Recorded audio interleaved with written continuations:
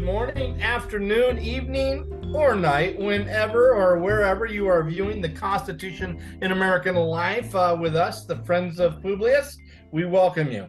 You know, I was thinking about political culture and how geography can influence a person's views on the Constitution and politics, and realized that the Friends of Publius are really, in many ways, quite a diverse group here. We have a fop from a purple state, but red city, a fop from a red state with a red city, a third from a blue state, but purple city, and lastly, a blue state and red city.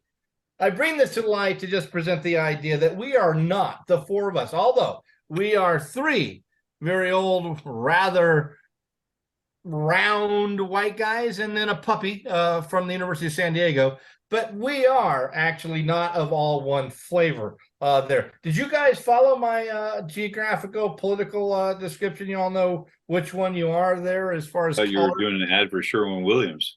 Yeah. See, and the thing is how many of the students are going to know who Sherwin-Williams are? There's a cultural reference. So in this episode is actually being recorded near and around one of America's faux days and dates of remembrance. I guess what we call Constitution Day. It is my personal opinion that the fact that we have this day reveals a lot about American civic culture, and none of it is positive. I mean, why do we celebrate the Constitution on a date that the Constitution wasn't the Constitution? Think about it. During my reflection on this, I came to find out this day wasn't even formally established until 2004.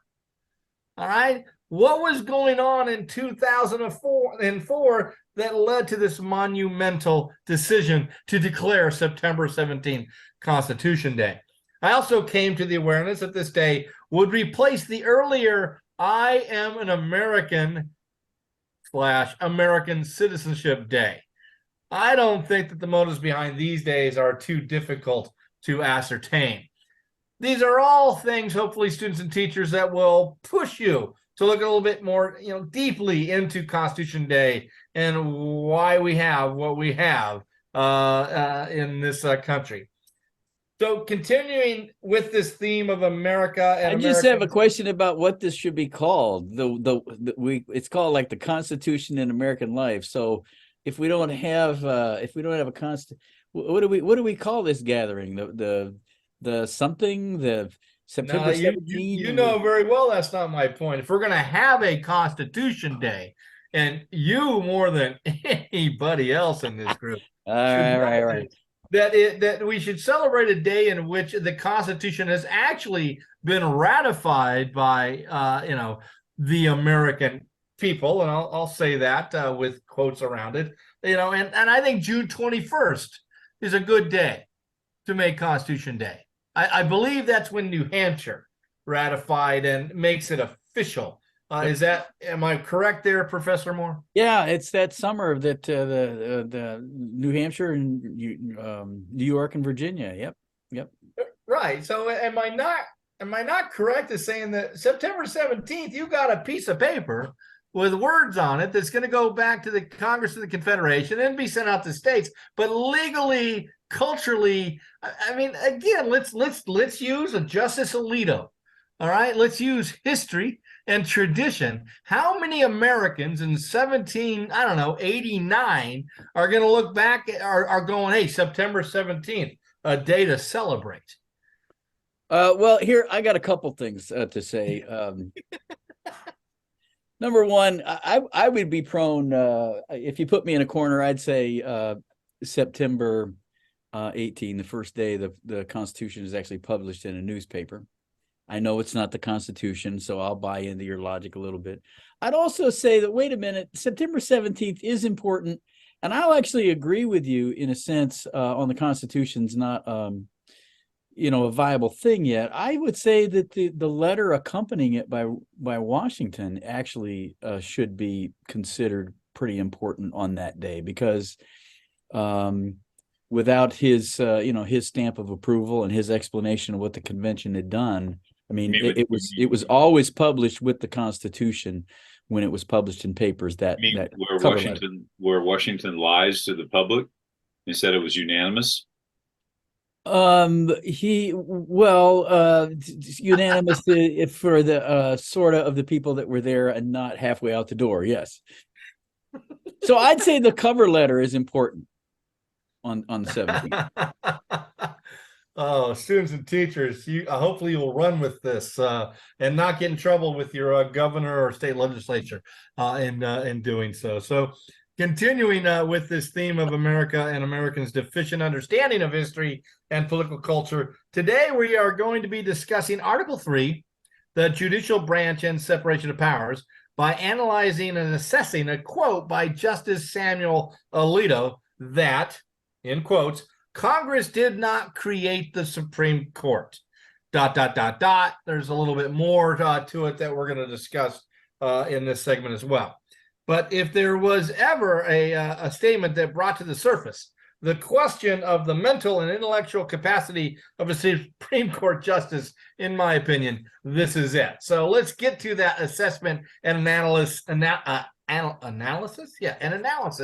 with Professor Chris Kavanaugh from Bismarck, North Dakota. Chris, let's start, and we're going to try to build on this, but let's start to me at the basic fundamentals. Why the need? All right, those in Philadelphia, 1787. Why the need for a national Supreme Court, which would be independent from the other branches and superior to the state courts? Well, I think it's quite simply because you're creating a new national government, and the models that they had in front of them, whether it be the British model or state models with state constitutions, when you create a level of government, you need the courts there to deal with any controversies that may arise from that, especially the idea that you're creating a new national government, which that all the framers understood would be above state governments.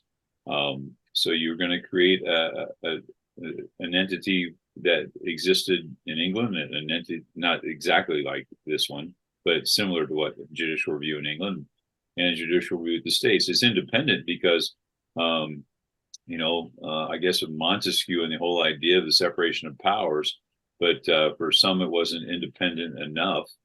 I think the other aspect too, you end up with a Supreme Court maybe to solidify a little bit the executive branch.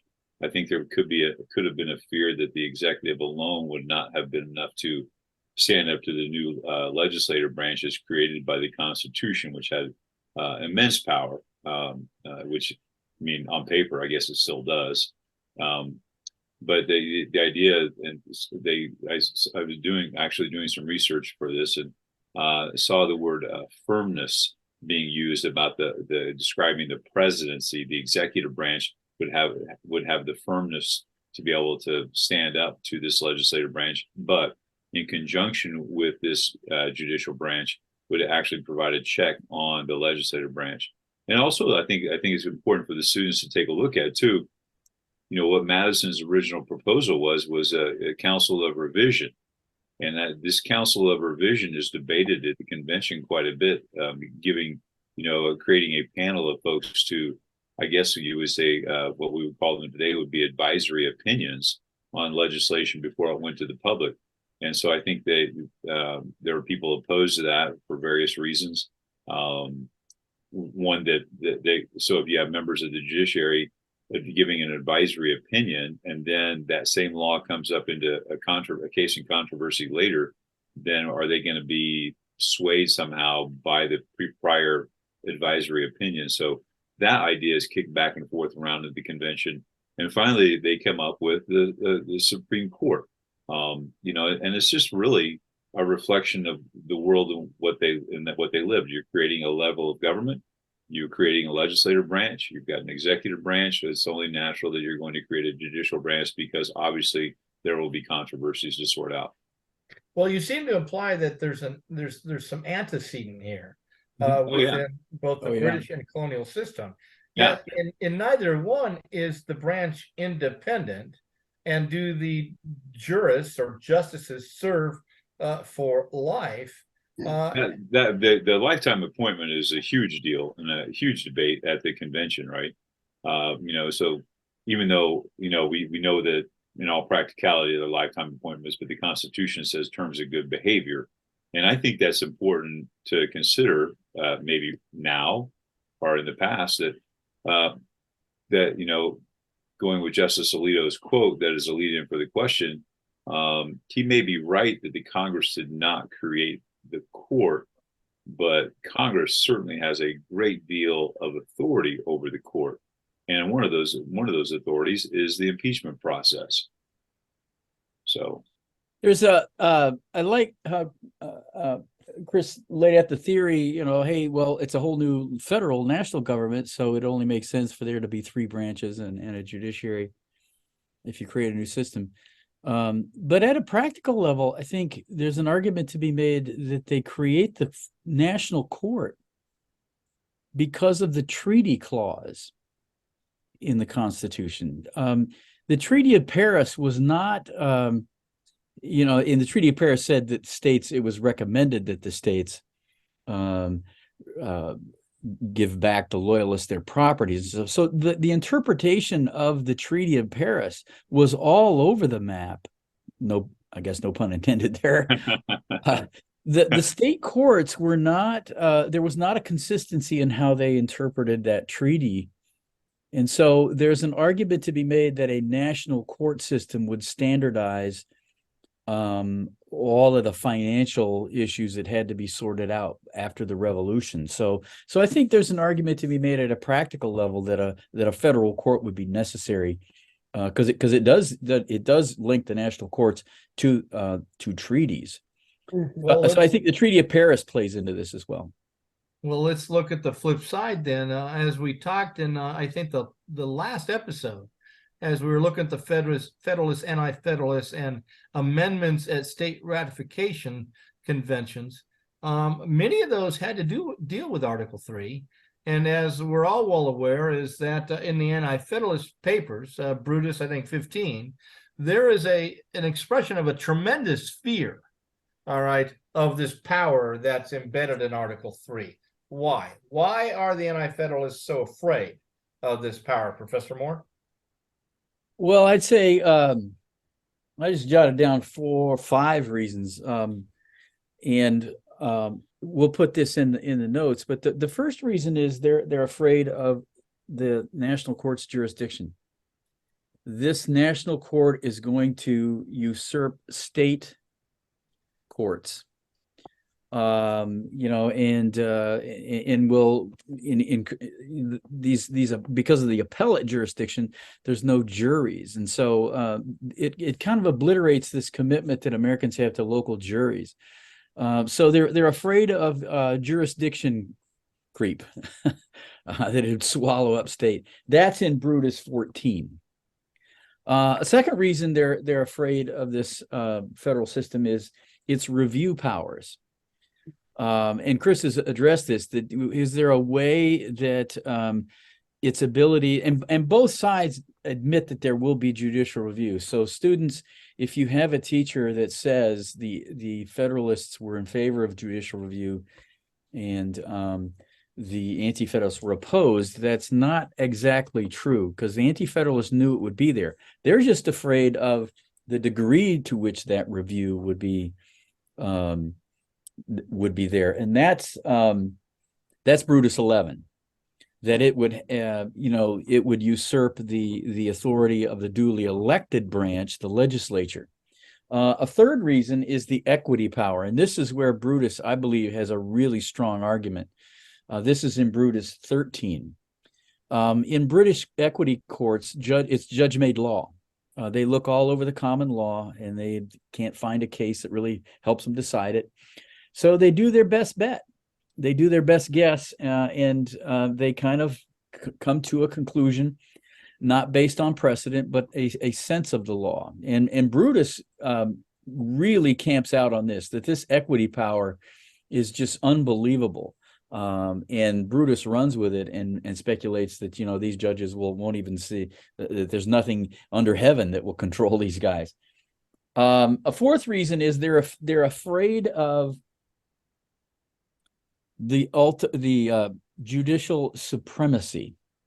In other words, the review would be so powerful that there's no way to check bad decisions. I mean, yes, there's a check on it by impeachment.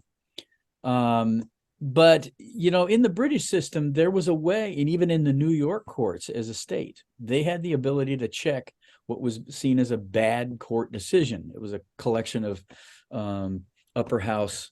This is in New York.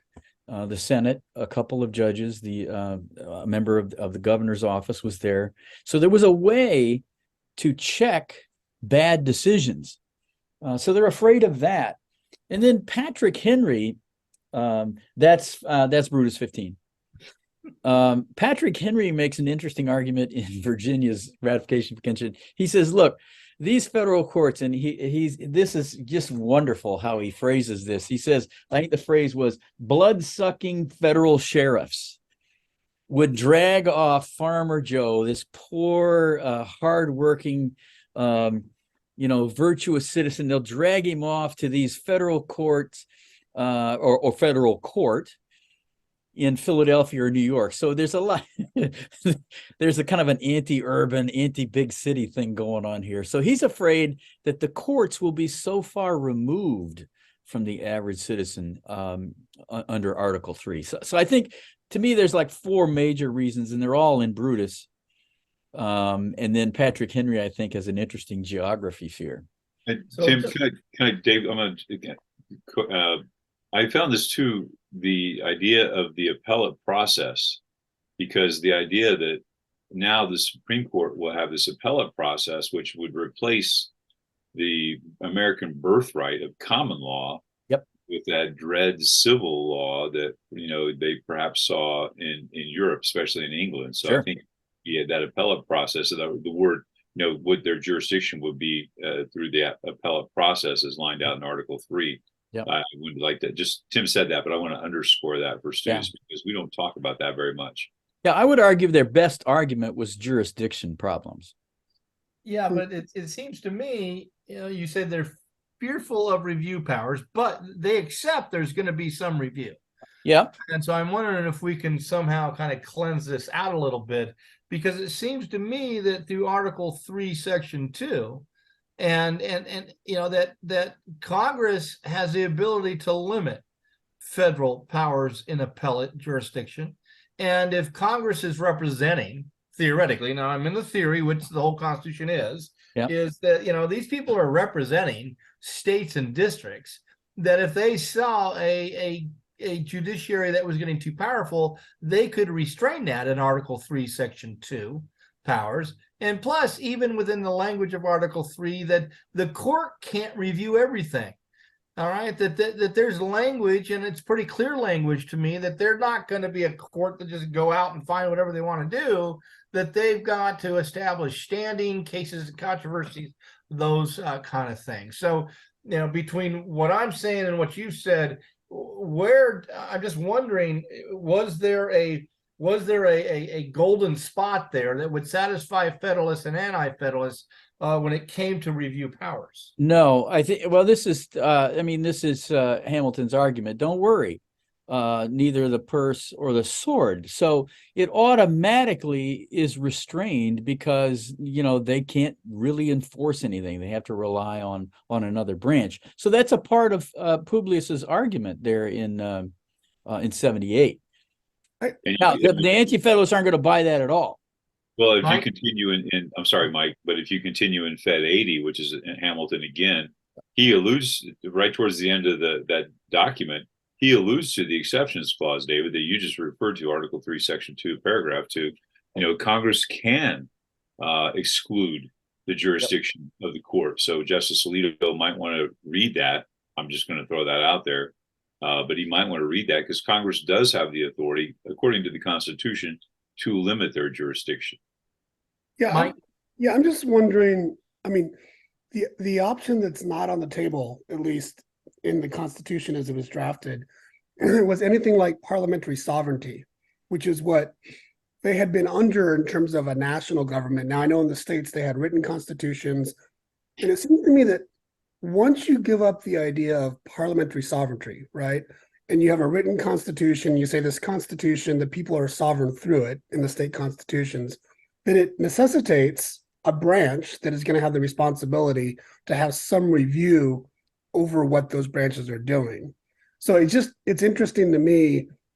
This is kind of ushering in a whole new way of thinking about constitutionalism that presently most countries in the world have written constitutions and they're doing this. But I think, I mean, am I correct that with our colonies that we were the first kind of experiment to get rid of parliamentary sovereignty and try to have written constitutions where there'd be a branch that have to interpret those? Well, the articles, it was certainly a legislative supremacy, not over very much, but it was supreme because there arguably was barely an executive and barely. I mean, there were cases that the committee of the states, it was called, actually heard under the articles. So yeah, I mean, I'd say there's a transition going on in the articles, but there's still the notion of sovereignty has to reside somewhere, and they opted for the legislature. Mm-hmm. And then it is an interesting point to think about that they, although, I mean, there's a lot of early, I mean, Jefferson has a whole lot of problems with McCulloch. I mean, the famous quote, he always, Marshall always makes the smallest case into a federal issue. So there's a lot of gritting of the teeth, even in the early years of the court, of it being perceived as the now new sovereign. Yeah.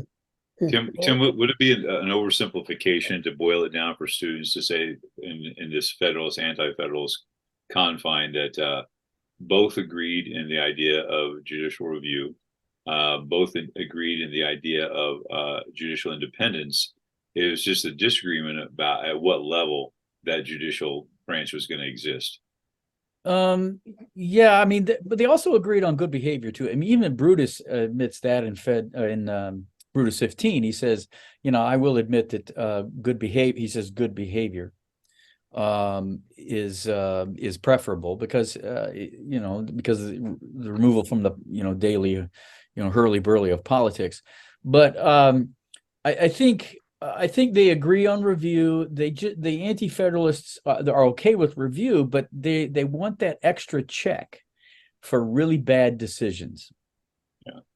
So let's step out for a minute, and I want to ask Professor Williams that looking at our Article 3, because we've talked about maybe its unique design, I'm wondering as we move into the 20th and 21st century, has America's creation of this independent judiciary, did it become a model for the rest of the world to follow?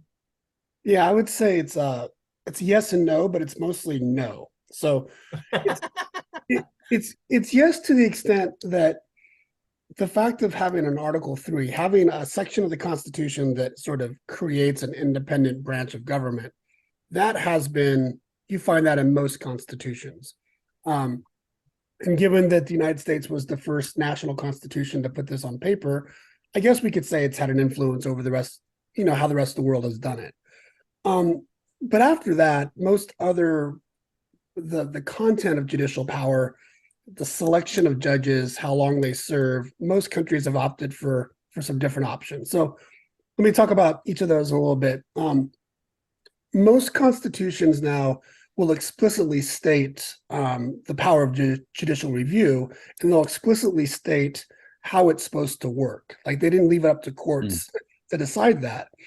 And there are two very different models out there. I mean, the United States has this model where we have a high court that can hear constitutional matters, but it can hear all sorts of other matters. And the power of judicial review is throughout the federal system. I mean, all courts have this power. Yeah. About half the countries in the world do that differently, where they say, no, we're going to create a special constitutional court. Some call it a constitutional council.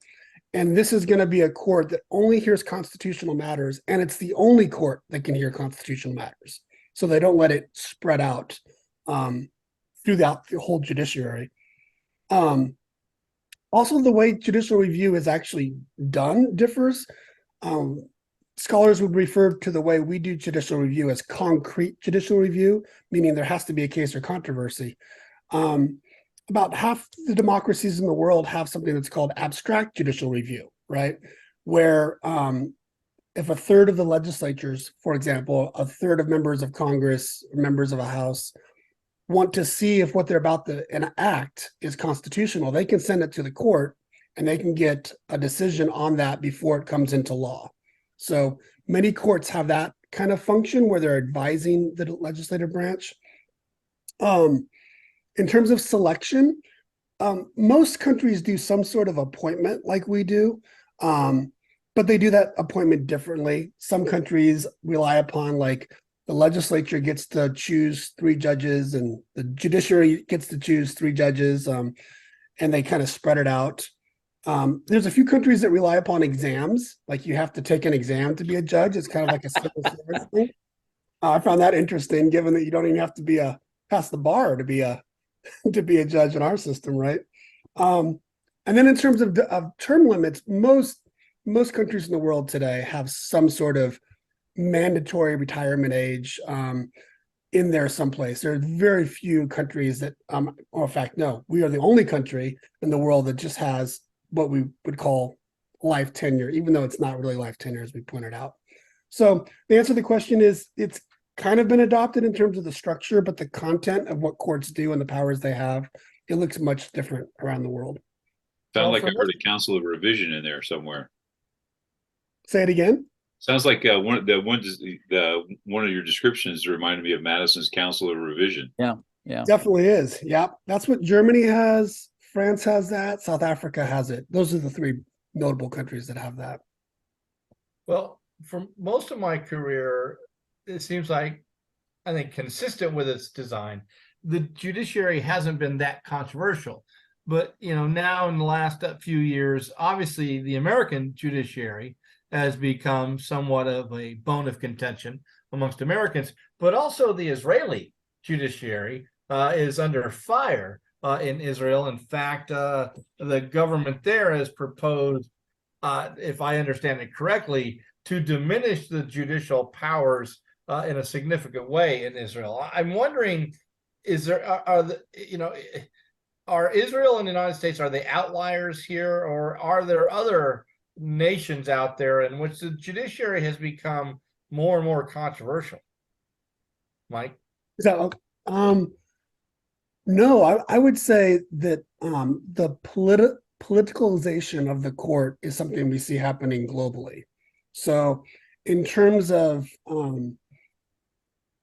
political actors, elected representatives, either trying to change the composition of courts or to change their jurisdictions, courts pushing back. We see that a lot in some established democracies, right? And we see that definitely in transitional democracies. The courts are always a place where a lot of political drama unfolds, largely because it's the courts in these systems that on paper would have the final say whether an elected leader is going to go to prison on a corruption charge. So it's very important to have the right people in there, right? So we are not alone. And in fact, I would say that, I haven't looked at this in a while, but there's been more of this going on. We're kind of late to this party in terms of, I know there's always been politics in courts and politicization of our court, but it seems like it's reached a new sort of apex here the last decade or so. And I think we're joining countries rather than leading the way. I want to throw this out here too, because I'm doing some reading and running across a lecture by Judge Learned Hand. It was called "The Constitution of an Independent Judiciary to Civilization." The contribution of an independent judiciary to civilization. And his argument was all courts are political by nature. Mm-hmm. The idea of judicial review in its very essence, because now you're getting to, in a way, to decide on policy. So when you have a body that gets to decide on policy, his argument would be that it's political in nature.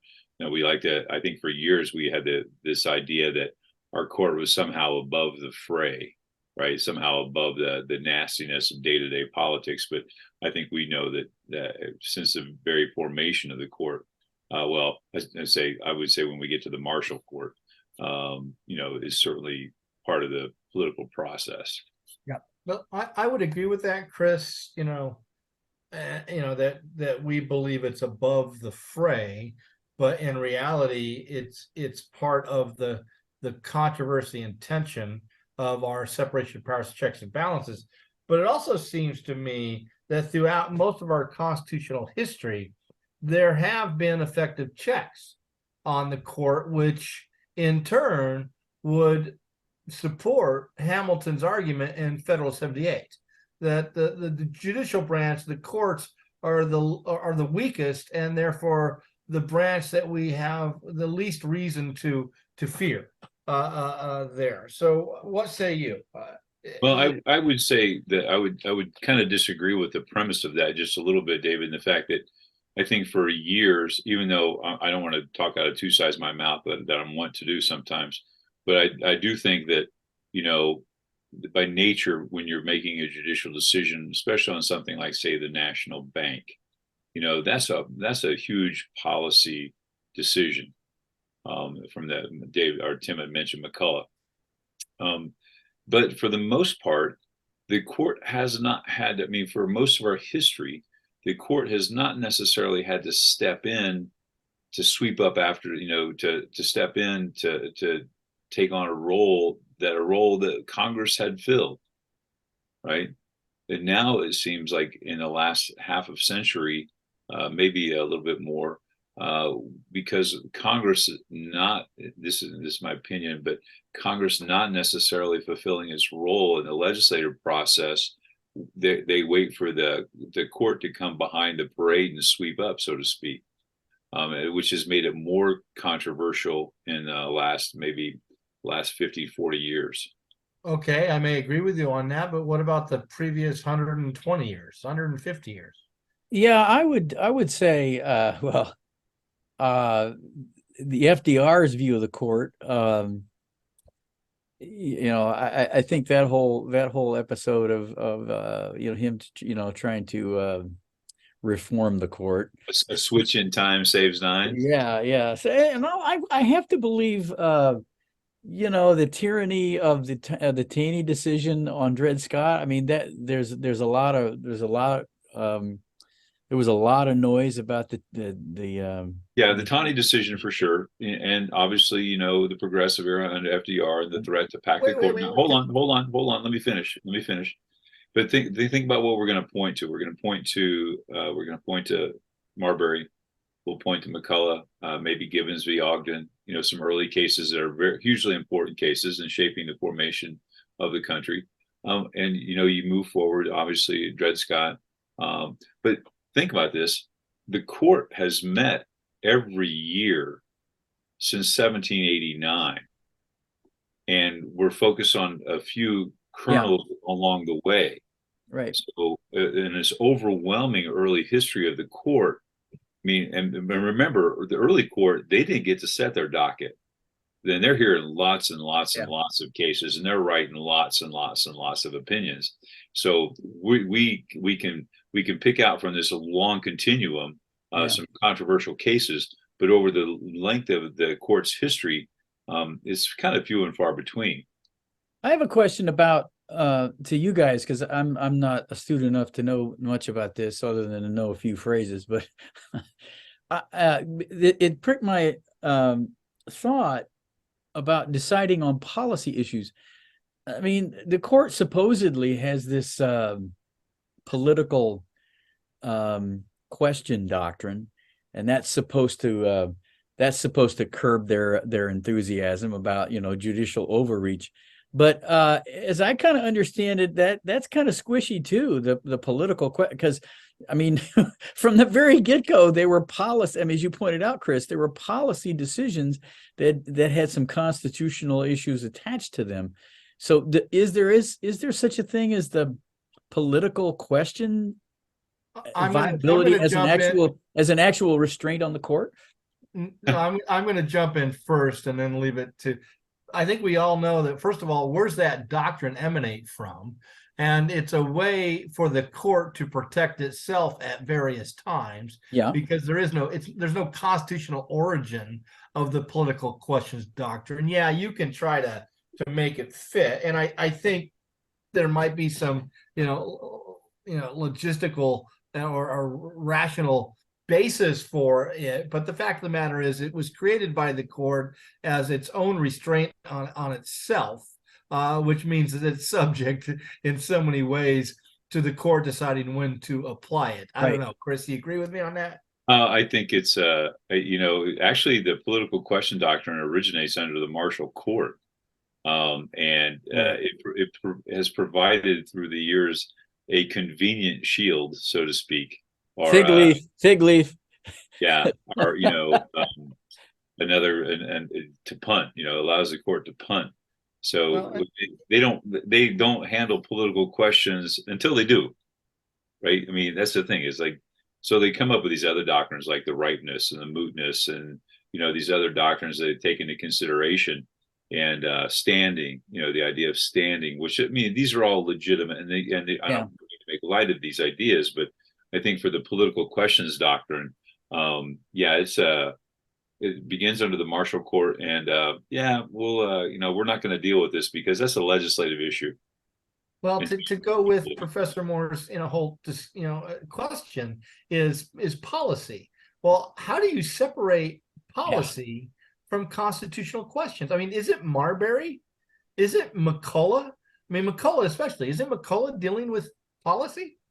Clearly, that's the Bank of the United States, or whether we're going to have a national, So I mean, and again, I think Chris, you agree with me here. It is until it isn't. Mike, how do other countries? Because you mentioned that they have strict constitutional courts, and then they've got these other courts that I'm assuming are deciding a lot of policy questions. Do they have a Dickens of a time sorting out? Oh, this is clearly a constitutional case. Whereas this is just a policy case. I mean, do they have an easier time of making those balls and strike calls? No, I mean, I think no, they don't. And I think this goes to the heart of what it means to have the independence of the judicial branch. I mean, this is what independence looks like, that the branch can decide this, right? How it's going to apply these doctrines. And as Dave has said, that could change from court to court, from generation to generation. That's definitely been in the case in the few other court systems. I know a little something about South Africa and Germany. That's definitely been the case. So this is one of our favorite words, squishy. This is just as squishy elsewhere as it is here. Which actually goes to, I want to jump in here. Sorry, David, but this goes to the Alito quote as well, because I hope the students will dig into the history of judiciary acts. I mean, starting with Judiciary Act of 1789, which actually sets the number of the court at 6, right? And so throughout history, I think the last one was that allowed the court to set its docket was in 1926 or something like that, the Judiciary Act of 26. But so prior to that, I mean, the Congress was setting the rules for what the court had to hear. So the idea that Congress doesn't play a role is just, I'm kind of makes me a little apoplectic. Well, we're saving the quote until the end. All right, just for my blood pressure, just for my blood pressure reasons. And so before we get to the actual quote and speech, or actually it was an op-ed, I guess, that old little Sammy did there to the Wall Street Journal. But I want to ask Professor Williams, let's deal with some context here. The specific issue that Alito is addressing, both inside and outside the judicial branch, is for an ethics code that would apply to members of the Supreme Court. First, from what you understand, Mike, why has there been an increasing outcry for an ethics code at the Supreme Court level? And as somebody who's trained in law and in comparative politics, what is your view of a necessity of an ethics code? That is, do other courts around the world have ethics codes for their jurists? Sorry, rather large question, but you're a young man and you can handle it. Yeah, no, I'm just trying to think how I condense my 2 hours of research on this to I learned a lot that I didn't even learn in my ethics course in law school. So this was good today. And They yeah, have ethics classes in law school? they're mandatory. I think Oh, yeah, all the justices would know that. They okay, so the why. I think that there are a couple of reasons. I think that, as we've already mentioned, I think there's an ebb and flow in terms of how politicized the court has, and this isn't the first time the Supreme Court has been politicized in our history. But I think we're at a we're at a point where it's more politicized than it has been maybe over the past 20 years or so, right? 10 or 20 years. So I think that's part of the issue. I think another part of the issue is that there's been new reporting, or there's been reporting on the justices, and this is not just Clarence Thomas. This is comments that Justice Ginsburg made during the 2016 election about Trump becoming presidency. There's been more and more reporting about what the justices are doing, and whether we should be worried about the gifts they're getting, the cases that they may or may not should recuse themselves on. So I think all that's just out there. There's also a majority of Americans right now who I think are upset with individual decisions. Like a majority of Americans don't like the Dobbs decision, right? So a lot of this is now just politics, right? So it's politically, it makes sense. If you want to attack those decisions, you could be attacking the ethics of the court as well. And I think that plays into it. I think 6 out of 10 Americans polled in the latest NPR poll said that they do not think the court has legitimacy. They don't trust it. But the counterpoint to that is that of the other institutions at the national level, the court actually is the most trusted. So we're living in this context of not trusting a lot of institutions. So I think the why point to your question is there's been additional sort of sunlight on some of the actions and decisions of justices. It's more politicized, and there's been some decisions that have been really, really controversial. And I think this feeds into like the politics of it. I'll keep Second this part.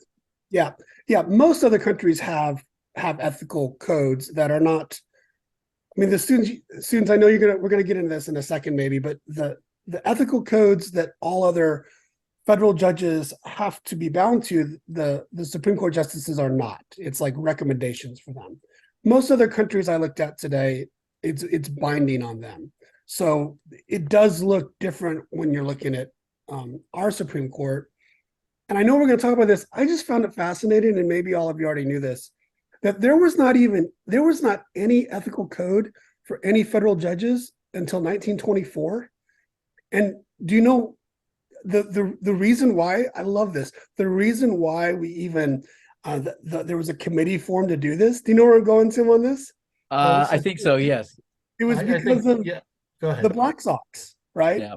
And because federal judge Kennesaw, was that his name? Kennesaw Mountain. Yeah.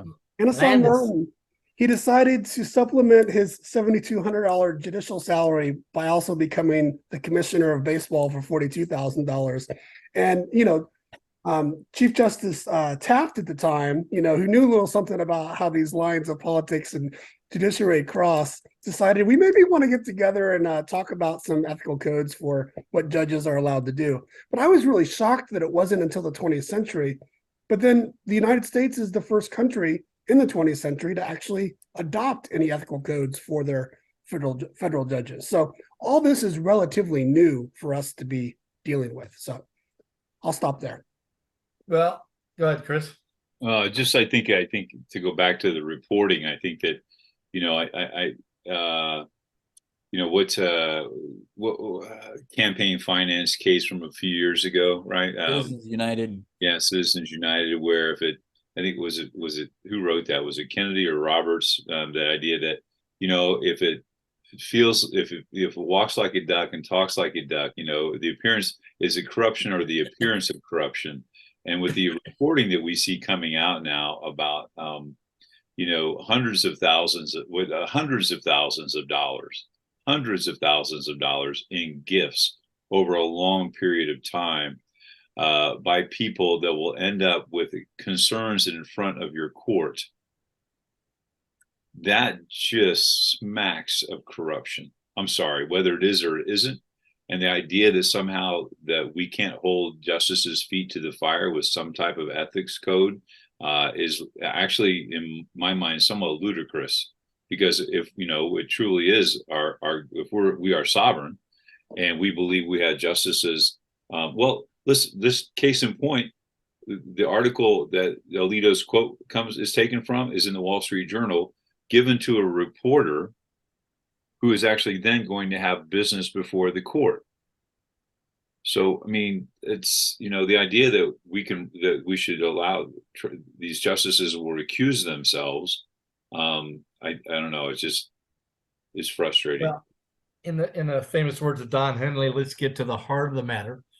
And students and teachers, we've saved this question for Professor Tim Moore, partly out of irony and partly out of the fact that he is the least interested and the least attached to this subject, as someone who lives in the 18th and early 19th century for most of his career.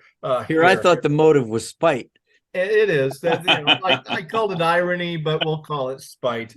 And that is, I'm just curious, Professor Moore, as someone who literally lives in ratification papers, how you respond to his idea that Congress did not create the Supreme Court.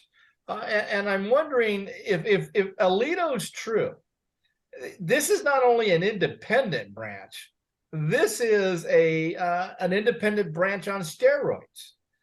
Well, that's he seems to present it. So yeah, that's Brutus's argument from the get-go. So now the irony there is Alito probably has more affinities with the Anti-Federalists than he does the Federalists. So the irony is that he is what Brutus said it would become.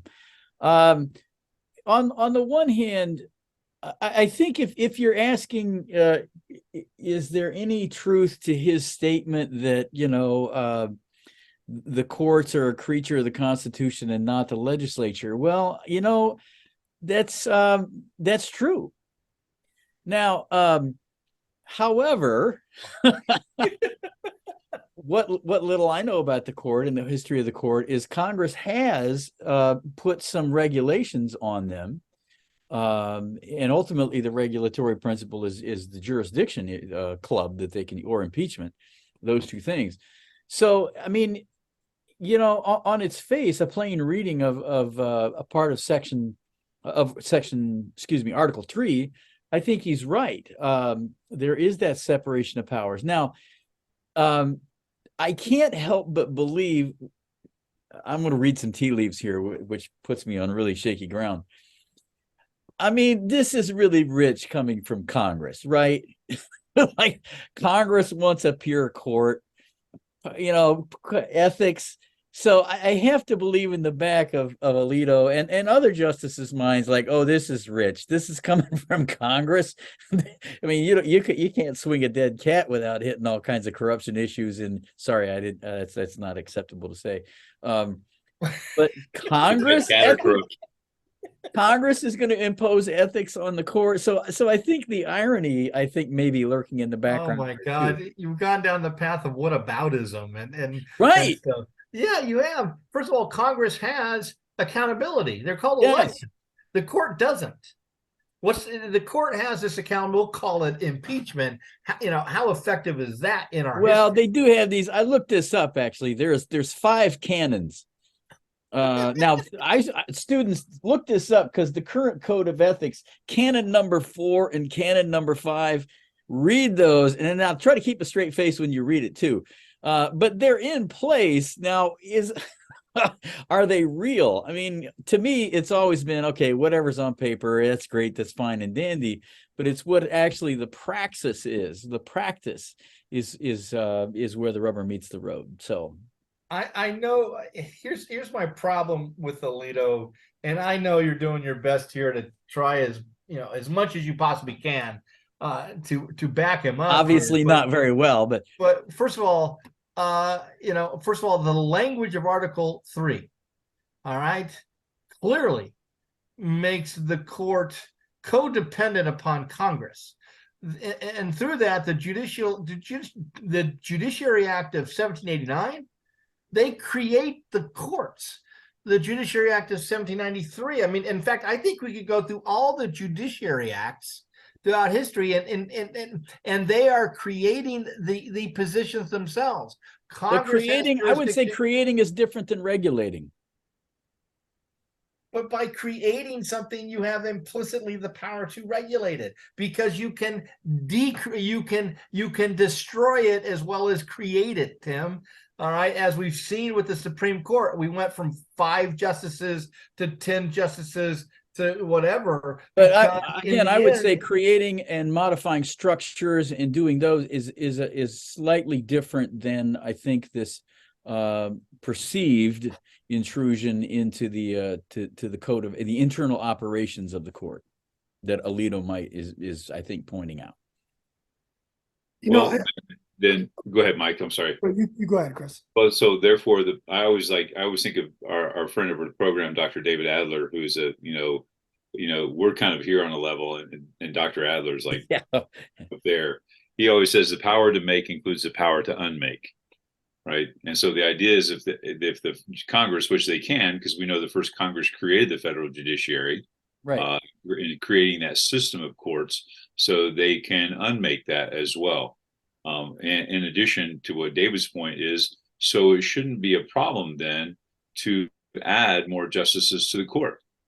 Well, that's where I think, to David's, I think what I perceive his question to be is Alito reading Article 3 correctly? And that's where I think I would say, well, yeah, sort of, but not, because the history, there is a history of regulation. Yeah. Which is in the language. Article 3, Section 2 says the Supreme Court shall have appellate jurisdiction both to law and fact, with such exceptions and under such regulations as the Congress shall make. Now, I know that that's partly dealing with jurisdiction, but clearly within the language of Article 3, Congress, the judicial branch is not independent, all right, to the degree that Alito wants it to be. It's a codependent branch, as the branches are intended to be. They're shared. We have shared powers.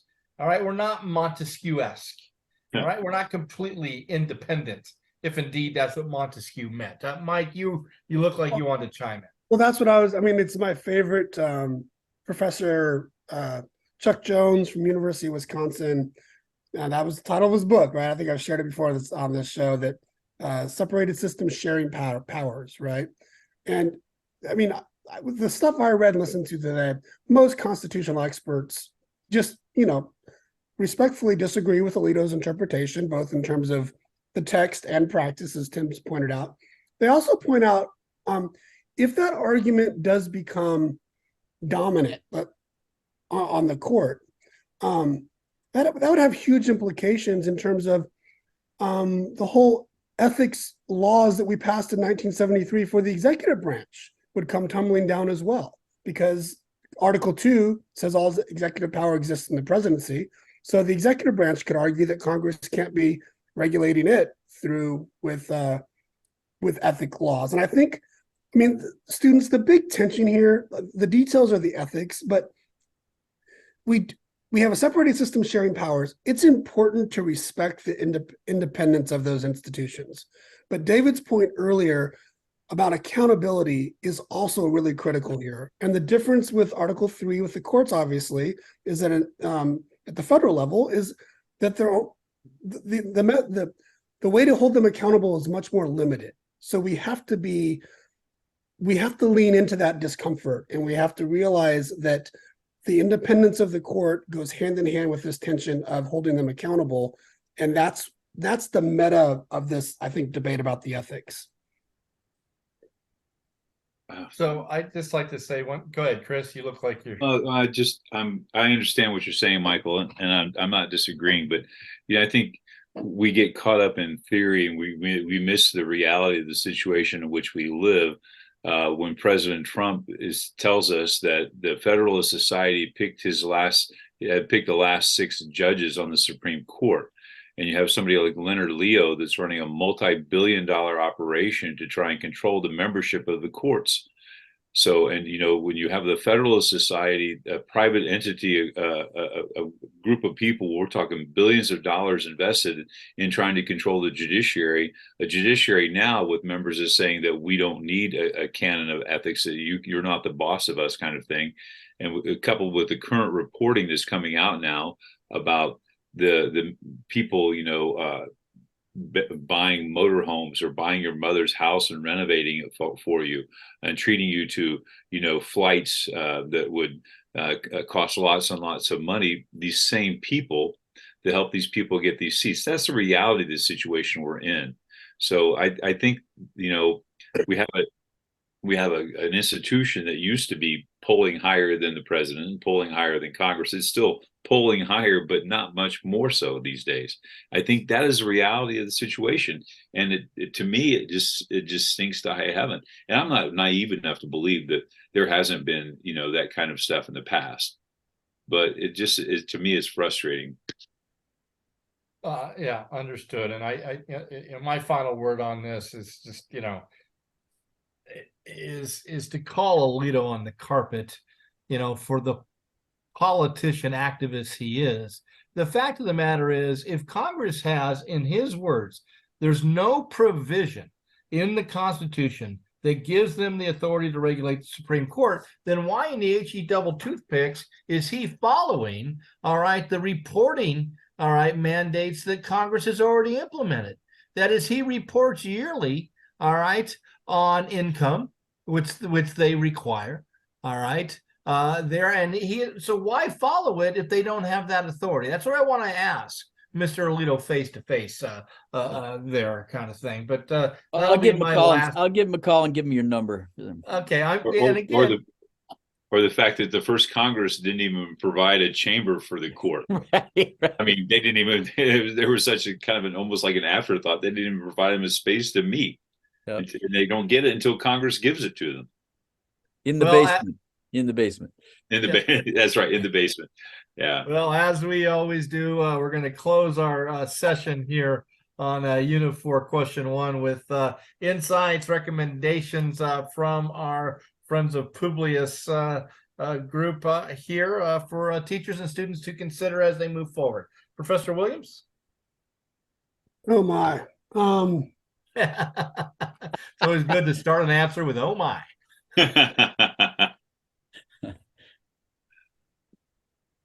Yeah, I would. What do I recommend? You want me to come back to you there, Chief? Well, this is just a tricky question because it's pulling out a very controversial quote. I don't think you should.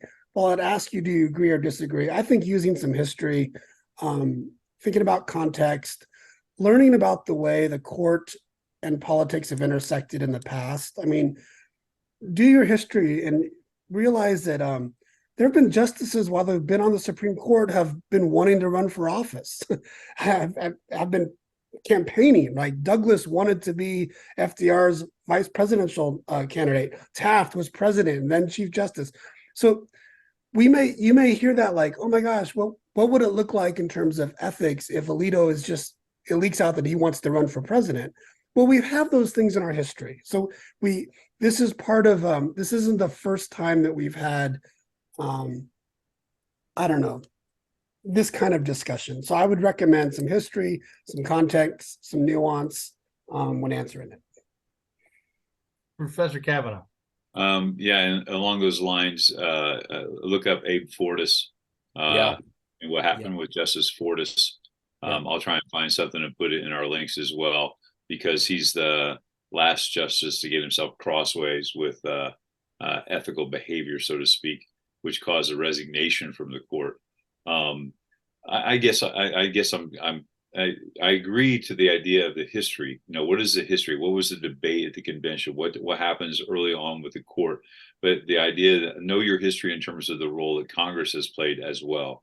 Because I think, as David and I both tried to point out, that Congress absolutely has a role here. So understand that.